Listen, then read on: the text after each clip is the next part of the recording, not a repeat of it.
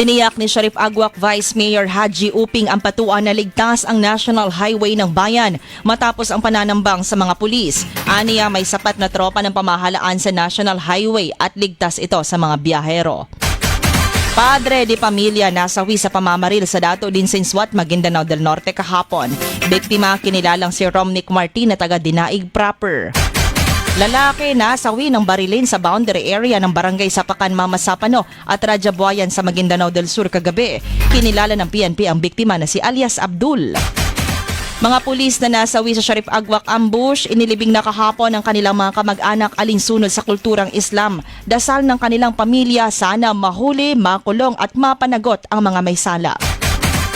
Matapos ang ambush sa Sharif Agwak noong Sabado, nasawi rin sa ambush si Police Corporal Walid Sangkopan sa Sagyaran, Lanao del Sur. Kasama niyang nasawi si alias JR na taga Bukidnon. Sakay sila ng Toyota Innova ng maambush alas 2 ng madaling araw noong March 28.